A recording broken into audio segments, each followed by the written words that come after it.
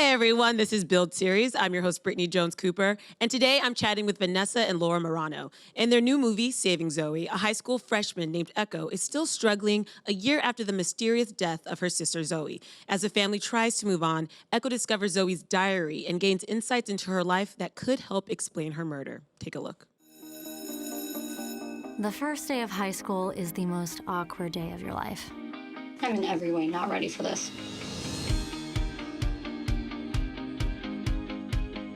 So what do you want to talk about?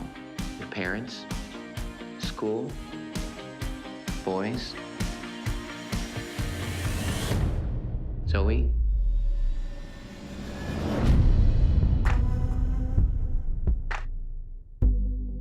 Everything you're feeling is normal. Your sister was murdered, and you're trying to deal with that. I remember last summer. Who's that? I knew it wasn't you, I swear to God. We found your car, Mark. Are you sure there's nothing you want to tell us? He was the last person to see Zoey alive. I never said I was perfect. As long as we learn from our mistakes, they can't really hurt us, right? Echo, Mark didn't kill Zoey. You ever see this guy, you turn around, you walk away. I'm serious, Echo. I'm Jason. I knew your sister. Something happened last night. It's crazy how quickly a good time can turn bad. It's all my fault. I had no idea what he was gonna do. You said once that you felt stuck in her shadow. We're not as different as you think. Echo, stop. What? Pretending. Do we even know what really happened? We don't know. You didn't know my sister. My parents didn't know my sister. I barely knew my sister. How do we all not know?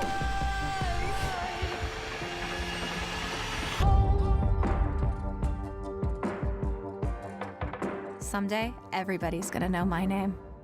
Put your hands together for Laura Marano and Vanessa Marano. Hey guys, hey. How you guys doing today? So good. Yeah, we're good. Seriously, it's kind of hitting us that it's coming out this week. It's nuts. I'm sure like a lot of blood, sweat, and tears goes into something like this, and to get it to finally out there probably means a lot. Yeah, absolutely. And especially to give a little background, we optioned this book 12 years ago. So the fact that it's like coming out is so surreal right now because it took 10 years to get it made, 2 years to get it distributed, and now people are going to get to see it. We're really excited about it. It's truly a labor of love. What was it about the book that was so captivating that you guys wanted to bring it to the screen? Yeah, I think there's a few things. I think obviously it's a story about sisters, really a love story between two sisters, which, Spoiler alert, we are sisters. I couldn't see it. Yeah, I mean, so I think that really affected us and hit us while we were reading it. But it is definitely a bit of a darker YA novel. And at that point, when I was 11, 12 years ago, I hadn't read a kind of darker YA novel like that. And I was a little bit like, ooh, this is really enticing. This is really interesting. And it's about, an issue that I wasn't too aware of. And at that point, the movie or the book is very much revolved around MySpace. Yeah, which is insane. So it's crazy to think that a book that was written 12 years ago is arguably more relevant today than it was at the time. And, this was a time in our lives where our careers were kind of not in the best place. Like we were working, we were doing fine. I hadn't gotten switched at birth yet. She hadn't gotten Austin and Ally yet. And like we had been fired or had films that were supposed to, be huge films for us, like investors embezzle money and stuff like that. Like we had like a bad time in our careers. And our mom was really like, let's take control. Let's take our careers into our own hands. And we went to the bookstore, read a bunch of books, and Laura specifically read Saving Zoey and was like, this is special. This speaks to me in a way that like none of these other books are speaking to me. And I read it, I felt the same way. My mom read it, she felt the same way. And through the process of writing a script, getting a director attached. You know, our director's a 40-something-year-old man. He read it and was like, this speaks to me in a way that other things haven't spoken to me. Like, everybody who came in contact with the story really knew how special it was, but at the same time, it's darker. So there was a lot of fear in getting it made because of that, which to us was just like, that means that we need to get it made, because that means nobody wants to talk about this, which means we should talk about it. And we'll get into some of those themes, but I do think at like face value, one of the things that really drew me in right away was the love between these two sisters and just the process of grief that a lot of people have to go through when they lose somebody that they love. So for you guys taking on that role as sisters, is that something that really helped you get into these characters even more? Oh, definitely. And the fact that we were living with these characters for 10 years before we filmed it. So yeah, I think it was a little trippy. It was a little weird to have such a dark story, about your older sister's murder, and your older sister is playing your older sister. Kind of like, what is happening? So yeah, the whole experience was like just this crazy head trip, and it was our first time producing. We were producing for the first time, so then add that on top of it. It was and like, we a lot. shot the film in 15 days. That was nuts. We edited it in like 3 weeks. Like, it was just a whole, like, been living with it for this amount of time, nobody really wanting to make it, and then all of a sudden 13 Reasons Why came out. And there was like this craving for dark YA. Totally. And then all of a sudden, everybody wanted to do it. And we were going super quickly. And we didn't have a lot of money because it was still an independent film, but we didn't care. We were just going and making it and trying to figure out everything. And it was such a insane process. Yeah. Like, I think even right now, we're just like, whoa, this is nuts. But to speak to your point, yeah, it's like such a special story to us, A, because we really are sisters, and B, because we lived with it for so long. And it feels, I was saying this yesterday, it's almost like the movie feels like the third sister in a way at this point, because it definitely feels like a baby to my mom, who also produced it. And for us, I feel like it's literally our sibling at this point. So for fans of the book, are things similar, different? What can they kind of expect? Things are definitely a little different. Yeah, well, obviously, MySpace is, I'm so sorry, not featured anymore. What's MySpace? What is that word? It takes place now. And yeah, we definitely took some liberties. Consolidated. Exactly. And I think that's the whole thing, is like bringing a book to screen is you're telling a story in a different way. So you want to take what is the core of the story and what is the important aspects of the story and what are the things that you love about the story, and really heavily feature those. But you only have, 90 minutes to 2 hours to really do that. Whereas a book, you have many more pages to do that with. Yeah, the third act was changed quite a bit. Considerably, yeah. To make it a little bit more cinematic. But we definitely showed the script to the author beforehand, because we have an amazing relationship with Allison Noel. She's just a goddess. And she gave us her blessing, which was very exciting. Yes, totally. She read it and she loved it, which was awesome. And we obviously showed, the film to her. She came on set actually while we were filming, which was nerve-wracking, because we were filming one of... Yeah, especially that day when Laura was filming a scene that was the scene that I think made me, my mom, and her just like want to make this the scene into a film. Like, we all cried at the same point in the book reading this scene. And so it was very important, like, taking liberties with the third act. Like, this scene, there were no liberties taken. It was like, okay, we're doing this scene. We're doing this scene justice. So she was there, and there was a lot of pressure because of that. You play Echo. Yes. So tell us about her. What is it that you were really most focused on bringing to the screen or conveying through your performance? Yeah, so Echo is, obviously we meet Echo in a very interesting part and stage of her life, because it's a year after her older sister has died, and not just died, has been murdered. So obviously you bring that into the character. But I think even without that, Echo is a little bit more introverted. She's shyer. She's more quiet. She's really smart, but she's kind of that stereotype, a little bit of that quiet, smart girl in class that really never got much attention. All of a sudden, we meet her where everyone is giving her a lot of attention, not really the attention that she's craving, the attention that, like, oh, she's the dead girl's sister. And so that's, I think, we're meeting her in a weird time where she is grieving. She's a little bit, I think, on the denial numbness still when we meet her. And, throughout the movie, a lot of things happen, but we also see her go through the stages of grieving. And Zoey is this dynamic character. And what I love about her is that we really think we know who she is, and then it, you start to peel back the layers, which I thought was really interesting. So how did that inform your performance? Just knowing that so many of the secrets would come out sort of. Yeah, later. it's an interesting thing with Zoey because there's kind of two sides to playing the character of Zoey. There's playing Zoey in the past, and then there's playing the memory of Zoey that still haunts her sister. And obviously the memory of her is informed by all the things that have happened to her and her death, but her in the past is informed by what she wants. And she's just an ordinary girl. You're absolutely right. Totally dynamic. She has like this zest for life and existence, and all she wants is like out of her small town. Like she just wants to fly and be free. And in many ways, I think is just a normal teenager in that sense. Like she's so looking forward to the life ahead of her. And then throughout the story, things start to change. Things happen to her, and her light dims quite a bit. And it's tough because it's obviously very emotional. But you have to start at a place that is so not that. And again, shooting an independent film, you're not shooting those scenes in order at all. So it was very important to kind of track her arc, which was really cool. As producers of the film, we got to be far more involved in certain creative decisions that you wouldn't necessarily be involved in as an actor. So just even like tracking the hair and makeup story, and tracking the wardrobe story, and tracking the color correction of like, what does Echo's world in the present look like versus Zoe's world in the past? What does Zoe's world start to look like after her personality starts to change, events start to happen to her? There were so many things that we were a part of creatively that we wouldn't necessarily be a part of. And like you think like just editing or casting or stuff like that, but like, yeah, just down to like color correction choices that informed our characters. Totally. And I think that was also such an amazing process too, to be a part of, because it's like, it takes such a village to make a film.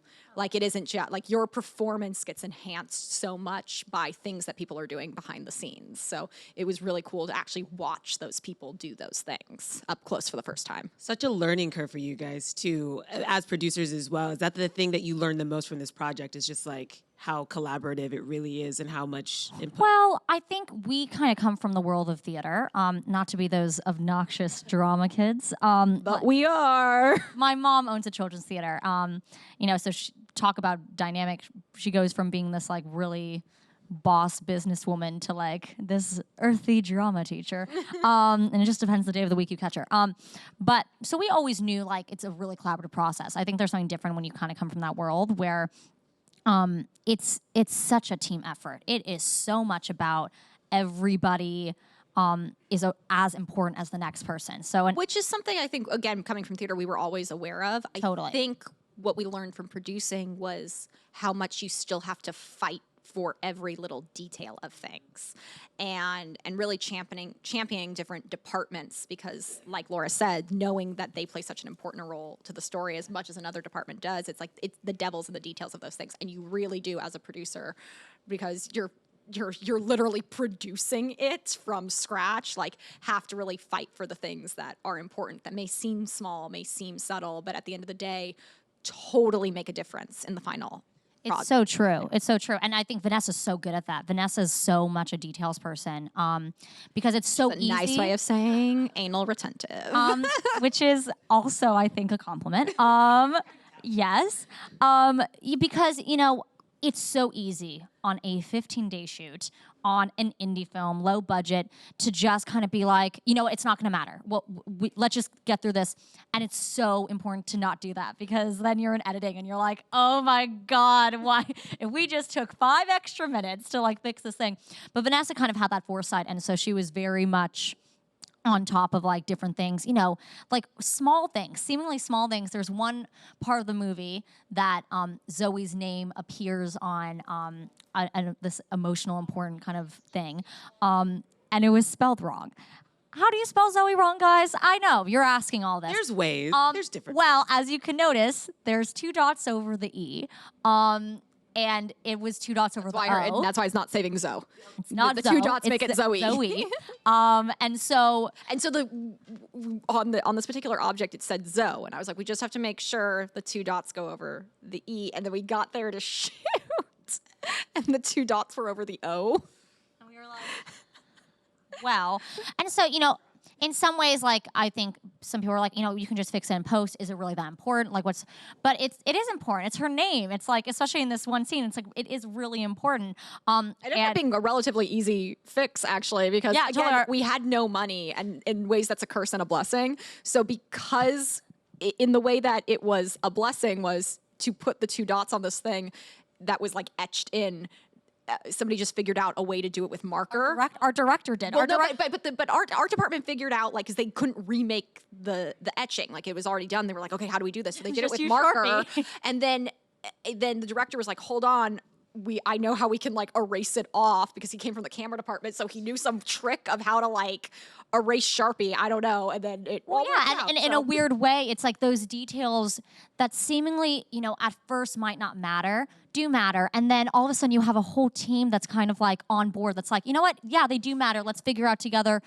I can use this technique and I can use this technique, and it takes 5 extra minutes for something that I think as audience members, we do watch movies and TVs, especially now. I mean, we can like, pause, freeze frame, enhance, all the things that we do. And especially for Saving Zoey, again, it being an independent film, it's only going to be in a few theaters. It's going to be in 10 theaters throughout the U.S. So predominantly the way that we hope, that, Vanessa. There you go.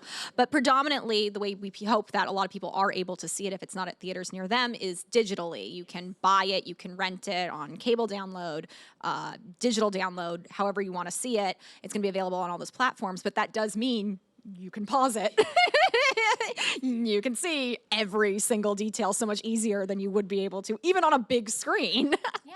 If we learn anything from Game of Thrones and that damn Starbucks cup, right? People will stop and rewind. Then the water bottle. The water bottle. By the way, as we're having this conversation, I'm sure after this film comes out, then we're going to get a whole bunch of things about like, hey, by the way, guys, while you were focusing on that 2 dots above the E, there is a million coffee cups surrounding. I don't know. Echo and We have seen this movie too many times to count, like multiple frames. So I feel relatively confident. That is a bold statement right now. Well, if there's coffee cups, it's very different than if there's Challenge coffee cups in Game of Thrones. accepted. It's the metaphorical coffee cup. Right? Like in Sex and the City, when Sarah Jessica Parker's walking down the street and she turns around, all of a sudden you can see a mic pack like on her. Totally, right? Like, totally. It's metaphorical. And I'm sure there are some, and I'm sure in the moment I feel like there probably were, and we were kind of like, okay, well now we really can't fix it because there's only so much you can do in post-production editing and a low budget because you can do CGI for some things. Well, just so you guys know, I watched it. I didn't see any coffee cups or water bottles, so I think we're good. There were no water bottles. I will or give it a coffee cups second in viewing this film. just to make sure. I also want to touch on the heavier kind of theme throughout the film is sexual exploitation and how young people can be kind of pulled into worlds they don't quite understand and manipulated. And I thought that was really important to show how easily it happens and how predators don't always look like predators or they're not always the people you expect them to be. So why was that sort of important for you guys to explore that topic? Just, I mean, especially now in our digital age, it's so much more threatening. I mean, I think it's interesting. We started working with a charity called Equality Now, who are amazing, who like really thoroughly took the time to kind of educate us on this topic, because it was a topic that I don't think before reading the book we realized existed. And honestly, I think I can speak for Allison, the writer, even while she was writing the book, it was a topic that I don't think she really was aware of. You know what I mean? Like it kind of sneaks up on you into a way that it's insidious. And I think we look at like subjects like, arranged marriage or child marriage, or arranged child marriage, I should say, because obviously a kid does not have much of a say in that, and like human trafficking, sex trafficking, all that stuff. And I think we put a different face to it, and those stories absolutely happen. But a lot of the time, especially with specifically online sexual exploitation, it's not the face that you would necessarily think all the time. And I think it sneaks up on you in ways that you wouldn't necessarily realize. And it affects a lot of people, not just internationally, but domestically here in the U.S. Yeah. I think what we always say is, what we've been saying is when we think of sex trafficking, when we think of that idea, we think of taken. We think of you're in another country, you get kidnapped, and then you're forced in this thing, which does happen. But a lot of the time, it is way more subtle than that. It is people you know or you think you know. And ultimately, exploitation is a form of trafficking. And again, it can happen in ways that you may not necessarily realize that is what's happening. And you may look at that on paper and be like, well, that doesn't seem like that's what it is. But as you dive deeper in, you're like, oh, wait, hold on a second. There's all sorts of wrong to that. Yeah, and just even to give like a quick definition, because people might be watching being like, what are you talking about? It's basically just videos and images of you, being in maybe compromising situations or positions end up being used against you. Whether you are participating in it purposely or accidentally or Unwillingly, yeah. unknowingly, yep. There's so many kind of different stories and different types of online sexual exploitation. But because we're in this digital age, it's so common. Absolutely, and I think people don't realize trafficking in general is a $99 billion industry. And so there are people financially profiting off of exploitation. And that's a problem. That is a huge, huge issue. And it's not discussed often. I mean, I can say with us trying to make this film, people didn't want to make the film because they didn't want to talk about this issue. And like I said earlier, that was super important to us. Was like, okay, then that means we need to talk about it because people are afraid to be discussing it. You got to put a name and face to things sometimes, I think. For sure. And like I said, too, like it was MySpace 12 years ago, was the website that we were referring to. And obviously we have changed that in our film because MySpace is not necessarily as relevant as it was. But that's what's so crazy is there are so many different ways now, so many different platforms, so many different websites where exploitation can be posted. And these are websites that we all frequent, or at least those websites might lead to darker websites. Like, it's crazy to think like you're one click away from possibly being involved in something. You're one person that you really trust who is maybe not the right person to trust, and you don't know that, and they betray you in some way. We're one person away from that possibly happening to us. And then also the shame, I think, associated with it, where you get in maybe deeper because you're afraid to tell somebody what happened. Totally. Which is also, I feel like, a takeaway from this. It's like, if something does happen, you can have some power to tell someone and not feel the shame associated with something like this story is, a fictional story, but what it represents is something bigger than I think a lot of us. And through Equality Now, we had the absolute privilege of showing the film to survivors of sexual exploitation, some online, some trafficked, some all different survivors from all different walks of life. And we were really excited to show them the film. They're really nervous to show them the film because obviously it's triggering, but also you want to know that you did right by them, and they had such an amazing response and were so wonderful. And that was something that they said was like, her story may different than mine, echoes the story, Zoey's story, all the character stories might differ from mine, but at the end of the day, it's the emotions. It's the emotions of grief. It's the emotions of shame. It's the emotions of lack of control. It's the emotion of not feeling that you can tell somebody. Something that a lot of the survivors said to us was they felt they couldn't go to the police for a variety of different reasons, and that shocked me because I grew up in a situation where you can absolutely call the police, and not everybody has that experience. And we were like, okay, this is something really eye-opening that needs to be discussed, because at the end of the day, this will continue to happen and people will continue to suffer in silence if they do not feel that they will be believed. Yeah. Believe women. And some men too, which is crazy. Believe everybody. Guys. I think that was, I believe it. Yeah, but I think that was also really interesting is, young women make up 96% of trafficking victims, but it affects men too. And again, there's a certain amount of stigma associated to coming forward that we need to break as a society. And I think that this film shares that message.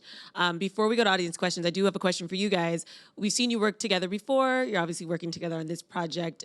Is there any future projects you guys are working together on? Yeah, I think from this experience, we found that we love producing. I think it was incredibly hard to both act in it and produce. We were pretty stressed, but we would love to continue working together, and with our mom as well on a producer level, and maybe not have both of us act in it. Maybe have one or the other, so we can. Or if we are going to have both of us act in it, it'd be a much lighter subject. Totally. But yeah, I think we definitely continue working together on the producing level for sure. Mm-hmm. We do have some questions. Our first one comes from Twitter. MCU Laura wants to know, what's up? since it's such an intense movie, was it hard to go back to normal after you were done filming it?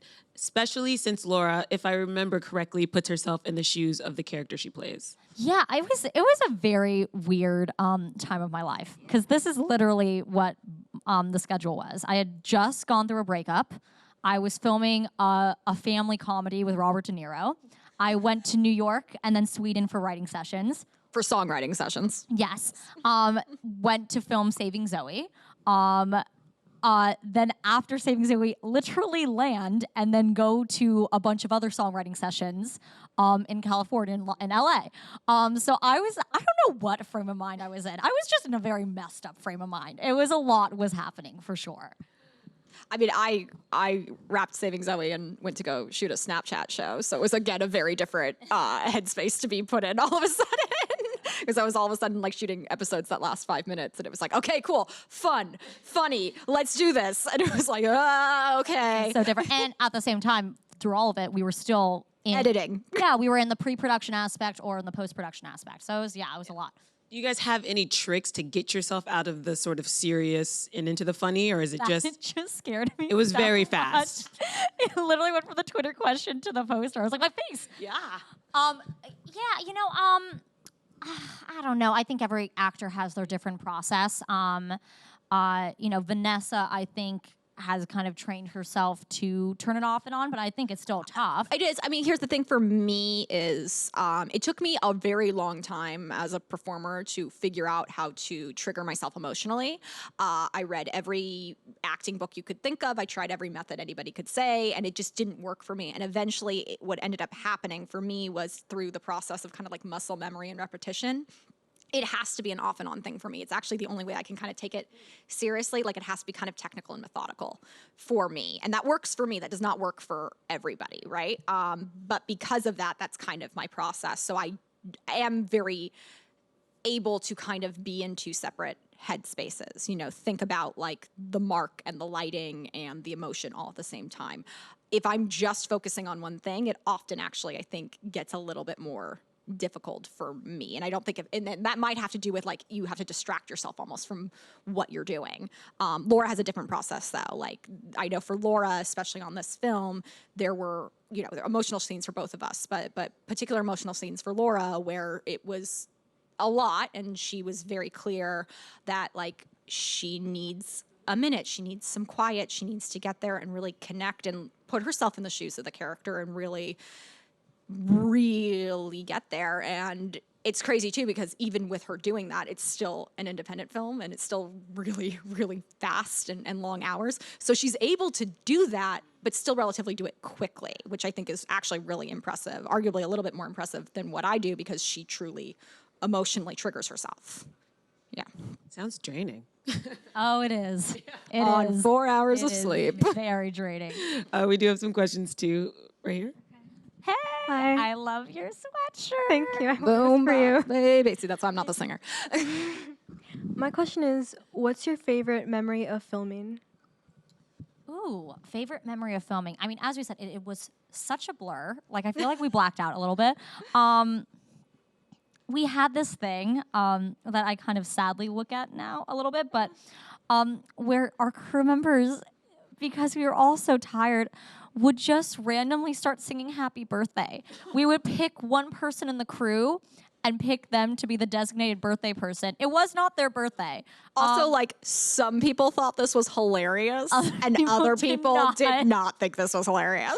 And then we would just scream at like the top of our lungs and sing happy birthday. And I loved every minute of it. There was one night in particular, actually, where that gave way into another kind of, we like had a dance party, which was not a great idea as a indie film. Like, we wrapped, so it wasn't like taking time away from like shooting, but we wrapped and then like started playing Meghan Trainor's All About That Bass. I don't even remember this. Oh, I feel like I was moving equipment I had when this was pizza happening. in my hand. I was singing very loudly with our crew. One of my favorite days which was also a horrible day. Like, it was just like so long, and that the room was we were shooting emphasis on the H, because it was hot. That's why it was like we were 'Cause it shooting. was hot. We were shooting the club scene, and again, independent film. We couldn't club scene. The club scene. The scene where really. I remember it. Thank you. Club scene. So it's like she doesn't even remember the coffee cups that are in the background of the club scene. The scene at the nightclub. Look, oh, I'm thinking school club. I'm thinking like, or I either thought school club or I actually thought like a weapon club. And I was like, I was gonna say oh, that was God. because we went to like a key club convention Yes. this past like weekend, but I have no idea why you were thinking of like a caveman weapon. So nightclub, and we couldn't afford many extras.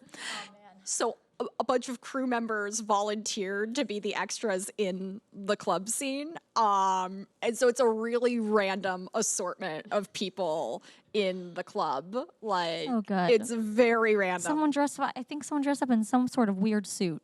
Was Oh, it a there was- bunny suit or was it? There was a onesie for sure. It was fantastic. Yeah. That was That little Easter egg in there. I have to Yeah, look that for might that. be a fun one to just pause for everybody at home and just That is really our look coffee through. cup. That scene might be our coffee Look cup. for the man Yeah. in the bunny suit. And one last question. Hi. Hi. What did you guys learn from your characters? Ooh. Really good question. Great question. Yeah, you know, I think I learned that there is so much strength and vulnerability. I think I learned that also just in that time of my life for a few other reasons, but I think Echo, the character, just embodies that. And it's only when she can truly be vulnerable and she is, you know, really going through that part of her grieving process that she finds her strength to not only accept Zoe's death, but to really give justice for Zoe. So that's one thing I learned. I was going to say mine was a lesson about strength as well, which was from Zoe. I think I learned strength is not taking on everything by yourself. Strength is asking for help.